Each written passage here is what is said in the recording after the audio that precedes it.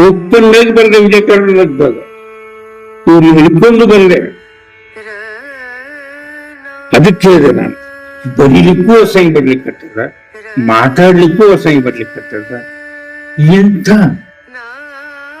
ನಮ್ಮ ಅತಿ ನತದೃಷ್ಟ ಜಿಲ್ಲೆ ನನಗನ್ಸುತ್ತೆ ಪ್ರಕರಣದಾಗ ಎಲ್ಲೂ ಸಿಗ್ಲಿಕ್ಕಿಲ್ಲ. ನಾವು ನತದೃಷ್ಟ ದುರ್ದೈವಗಳು. ಯಾರು ನಮ್ಮ ಬಗ್ಗೆ ಚಿಂತೆ ಮಾಡೋದು, ಯಾಕೆ ಮಾಡ್ಬೇಕು ಅಂತಂದಾಗ ನಾವೇ ಮಾಡ್ಬೇಕಂತ ನಾವು ಮಾಡುತ್ತಿಲ್ಲ. ಅದು ಇಲ್ಲೇ ಸಾಕ್ಷಿ ಅಲ್ಲ. ತಿಂಗಳಗಟ್ಲೆ ಅಡ್ಡಾಡಿ ಬಂದು ನಮ್ಮ ಸಲುವಾಗಿ ವಿಚಾರ ಸಂಕಿರಣ ಮಾಡಿ ಎಲ್ಲದು ಅಂತ ಕೇಳ್ತೀನಿ. ಬರ್ರು ಅಂತಂದ್ರೆ ಈ ಹಾಲು ತುಂಬಷ್ಟು ಜನ ಬಂದಿಲ್ಲ. 600 800 ಕೆಪಾಸಿಟಿ ಆಯ್ಕೆಯಾದ ಹೋದ ಜನ ನಮ್ಮ ಭಾಗದಲ್ಲಿ ಕಾಲಿಡತಕ್ಕದ್ದಲ್ಲ. ಹೋಗ್ತಾರೆ ಹೋಗಿ ಅದೇ ಊರಿಗೆ ಕೂತ್ಕೊಂಡ್ಬಿಡೋದು. ಹಿರಿಯ ನಮ್ಮ ಏತ ನೀರಾವರಿಯಿಂದ ನಮ್ಗೆ ಎಷ್ಟು ನೀರಾವರಿ ನೀರಾವರಿ ಕೆಮ್ಮಲಿಗೆ ಜ್ಞಾನವರಿ ಗುತ್ತಿ ಬಸವಣ್ಣನೊಳಗೆ ಇಷ್ಟ ಅಂತ ಹೇಳಿ. ಈ ಇದರೊಳಗೆ ಯಾವ ತಾಲೂಕಿಗೆ ಯಾರಿಗೆ ಎಷ್ಟು ನೀರು ಬಗ್ಗೆ ಸೇರ್ಕೊಳ್ಳೋದಿಲ್ಲ.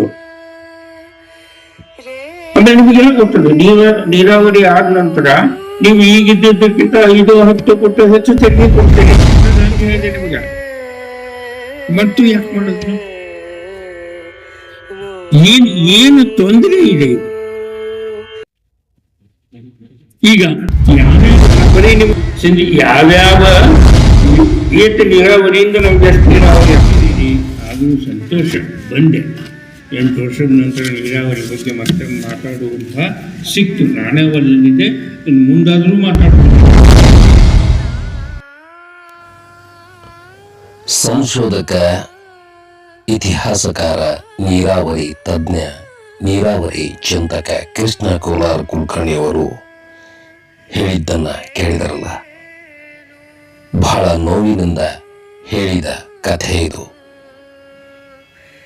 ಈ ಕಾರ್ಯಕ್ರಮಕ್ಕೆ ರೈತರು ಬರಲೇ ಇಲ್ಲ, ಇಂಥವರ ವಿಚಾರವನ್ನು ಕೇಳಲೇ ಇಲ್ಲ.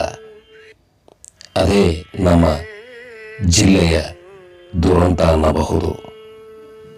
ಇಂಥ ವಿಚಾರಗಳನ್ನು ರೈತರು ಕೇಳುವುದು ಬಿಟ್ಟು ರಾಜಕಾರಣಿಗಳ ಮಾತನ್ನು ಗಂಟೆಗಟ್ಟಲೆ ಕೇಳೋ ನಮ್ಮ ರೈತರು ಇಂಥ ವಿಚಾರಗಳನ್ನು ಕೇಳಿ ಹೋರಾಟಕ್ಕೆ ಇಳಿದರೆ ಮುಂದಿನ ಪೀಳಿಗೆ ನಮ್ಮನ್ನ ಶಿಪ್ಸೋದಿಲ್ಲ.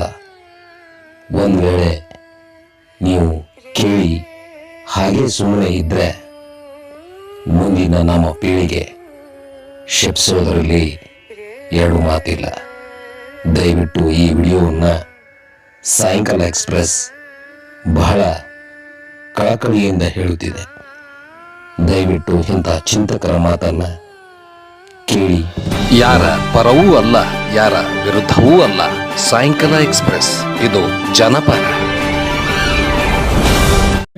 ಯಾರು ಬೇಕಾದವರು ಸಹಿತ ಇದಕ್ಕೆ ಸಾಲ ಕೊಡ್ತಾರೆ. ನಿಮ್ಮ ಉಳಿದ ಬರ ಭಾನಗಿರಿ ಕೆಲಸಗಳಿಗೆ ಹೊಲ ನೋಡಿ ಕೊಡ್ತಾರೆ, ವಿಚಾರ ಮಾಡಿ ಕೊಡ್ತಾರೆ.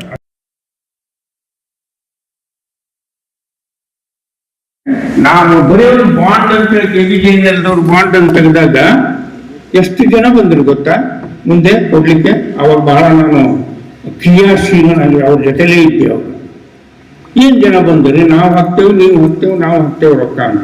ಅವ್ರಿಗೆ ಬಡ್ಡಿ ಸಹಿತ ಕೊಡೋದು ಆಗ್ಲಿಲ್ಲ ಅಂತ ಹೇಳಿ ನಿಂದಿರ್ಸಾರ. ಬಡ್ಡಿ ಸಹಿತ ಕೊಡೋದಾಗಿಲ್ಲ ಅವರು. ಆಮೇಲೆ ನಿಮಗೆಲ್ಲ ಗೊತ್ತದೆ, ನೀರಾವರಿ ಆದ ನಂತರ ನೀವು ಈಗಿದ್ದಕ್ಕಿಂತ 5-10 ಕೋಟಿ ಹೆಚ್ಚು ತೆರಿಗೆ ಕೊಡ್ತೀರಿ. ಆ ದುಡ್ಡು ಅವ್ರಿಗೆ ಬರ್ತದ ಅಂತ ಹೇಳಿದೆ ನಿಮಗೆ. ಮತ್ತು ಯಾಕೆ ಮಾಡೋದಿಲ್ಲ? ಏನು ತೊಂದರೆ ಇದೆ ಇದು? ಈಗ ಯಾರ್ಯಾರು ಎಷ್ಟೆಷ್ಟು ಬರೀ ನಿಮ್ಗ ಮುಳವಾಡಿ ನೀರಾವರಿ, ತಿರುಮಲಿಗೆ ನೀರಾವರಿ, ಗುತ್ತಿ ಬಸವಣ್ಣನೊಳಗೆ ಇಷ್ಟ ಅಂತ ಹೇಳಿದೆ. ಈ ಇದರೊಳಗ ಯಾವ ತಾಲೂಕಿಗೆ ಯಾರಿಗೆ ಎಷ್ಟು ನೀರು ಬರ್ತದಪ್ಪ ಇದ್ರಾಗ, ಅದನ್ನ ನಾವು ಹೆಂಗ್ ಕಳ್ಕೊಂಡಿದ್ದೀವಿ ಇನ್ನ ತನಕ ನಮಗಿಲ್ಲಲ್ಲ. ನನಗೆ ಆಗಲೇ ಸಾಮಾನ್ಯ ಕೇಳಿಸಿದ್ದು ಅದನ್ನ ಅತಿ ಹೆಚ್ಚು ನೀರು ಸಿಗೋದು ಬಸವನ ಬಾಗೇವಾಡಿ ತಾಲೂಕಿಗೆ.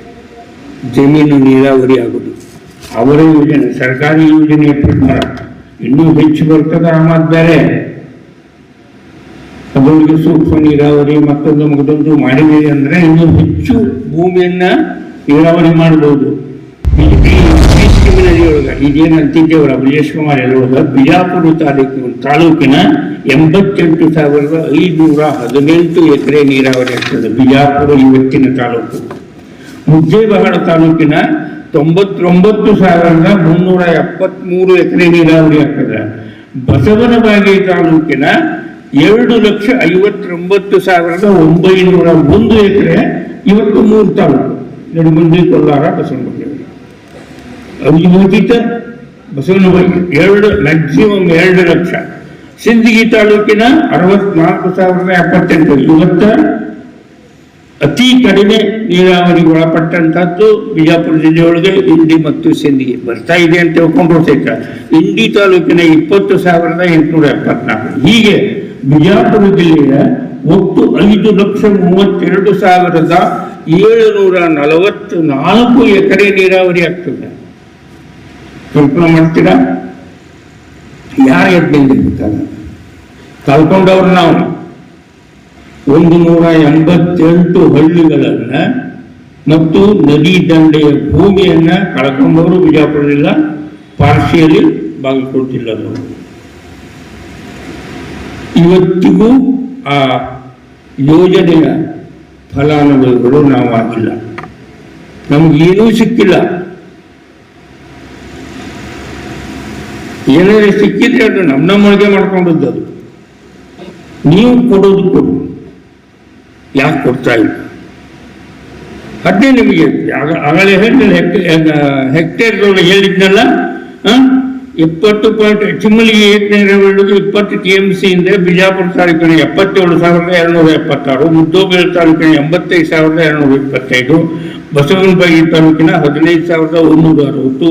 ಸಿಂದಗಿ ಯಾವ್ಯಾವ ಏತ ನೀರಾವರಿಯಿಂದ ನಮ್ಗೆ ಎಷ್ಟು ನೀರಾವರಿ ಆಗ್ತದೆ ಅವ್ನು ಯಾವನ್ನೂ ಪೂರ್ತಿನೇ ಮಾಡೋದಿಲ್ಲ. ಅಲ್ಲಿಂದ ಹಂಗೆ ಬರ್ಬೇಕು ನೀರು, ಎಲ್ಲಿ ಹೋಗ್ತದೆ, ಎಷ್ಟು ಹರಿತದೆ, ಏನಾಗ್ತದೆ ಎಂಬುದನ್ನೇ ಲೆಕ್ಕ ಇಲ್ಲ ನಿಮ್ಗೆ ಅಂತಂದ್ರೆ. ಸೊ ಈ ರೀತಿಯಾಗಿ ನಾ ಹೇಳಿದಲ್ಲ, ಎ ಮತ್ತು ಬಿ ಸ್ಕೀಮ್ ಪೂರ್ತಿ ಮುಗಿಸಿದ್ರೆ ಬಿಜಾಪುರ ಜಿಲ್ಲೆ 57.70% ನೀರಾವರಿ ಆಗ್ತದೆ, ಅಂದ್ರೆ 60 ಭಾಗ.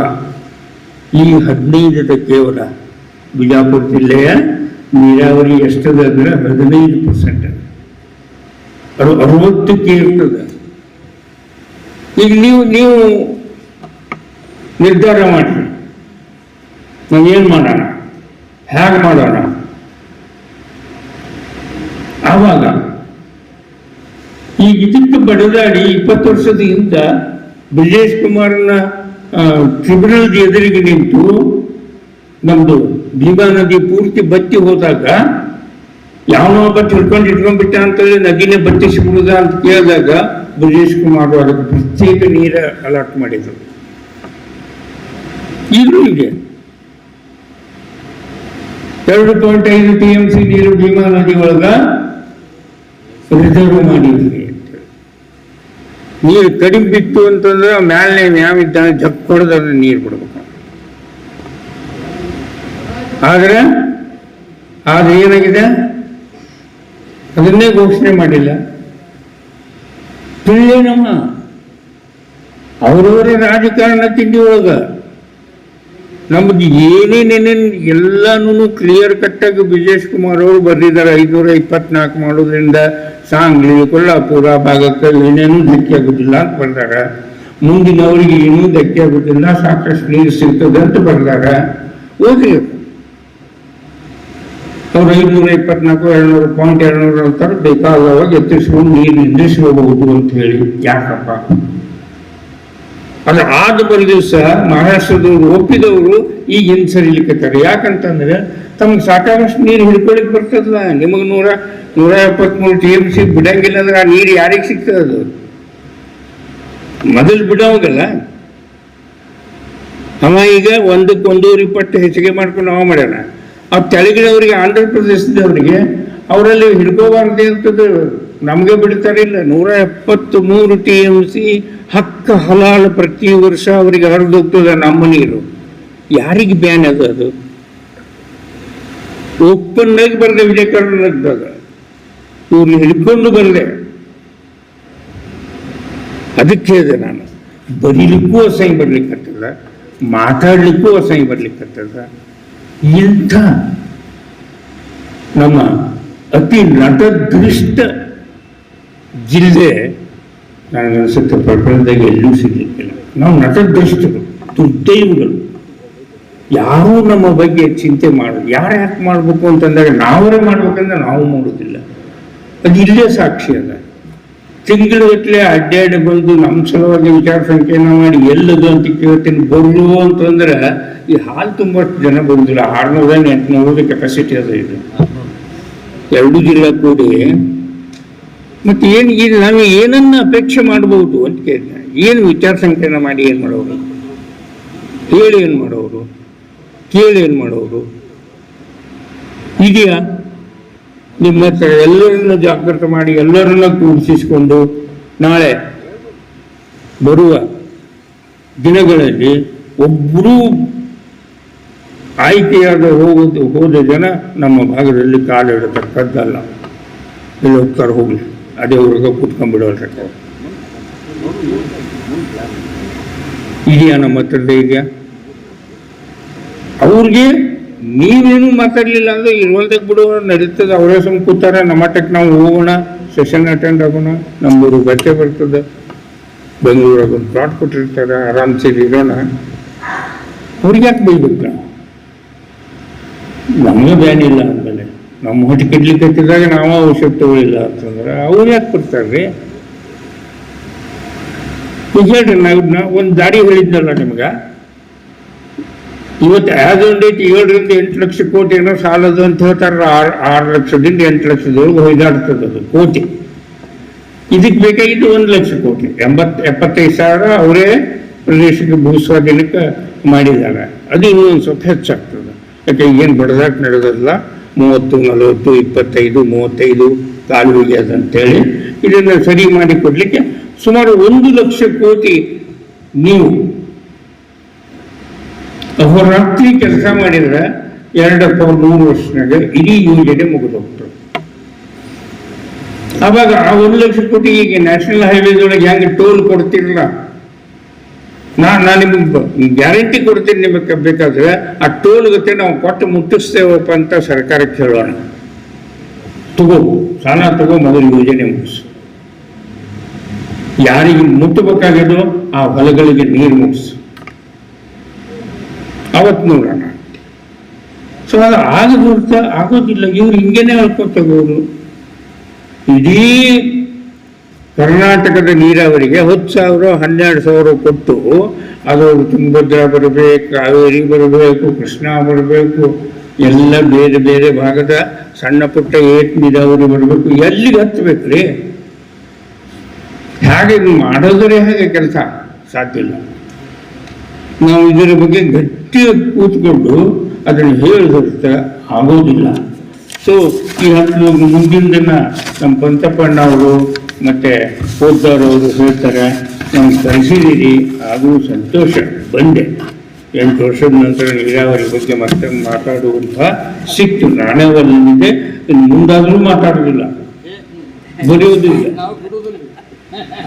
ಅಲ್ಲಲ್ರಿ, ಇಲ್ಲಿ ಯಾಕೆ ಈಗ ನನಗೆ ಪೇಪರ್ನವರು ಅದ್ರ ಬಗ್ಗೆ ಬರೆದು ಕೊಡ್ರಿ ಅಂತಂದ್ರೆ ಬರೆಯಂಗಿಲ್ಲ. ಅಲ್ಲ, ಹಿಂತಕ್ಕೊಂಬೋದು ಪ್ರಶ್ನೆ ಇಲ್ಲ. ಅದರಿಂದ ಏನಾದ್ರು ಉಪಯೋಗ? ಯಾವನಾರೇ ಒಬ್ಬ ಒಂದು ಲೇಖನ ಬರೆದ ಅಂದ್ರೆ ಅದ್ರ ಉದ್ದೇಶ ಸಫಲ ಆಗ್ಬೇಕ್ರಪ್ಪ.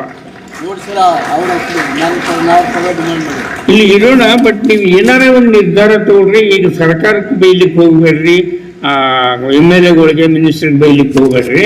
ನಿಮ್ಮನ್ನು ನೀವು ಬೈಕೊಂಡು ಏನು ನಿರ್ಧಾರ ತಗೋತಿರೋ ತಗೋರಿ. ನಾನು ಮತ್ತೊಂದ್ಸಲ ನಿಮ್ಮೆಲ್ಲರಿಗೆ ನಮಸ್ಕಾರ ಮಾಡಿ ನನ್ನ 2 ಮಾತುಗಳನ್ನು ಮುಗಿಸ್ತೇನೆ. ನಮಸ್ಕಾರ.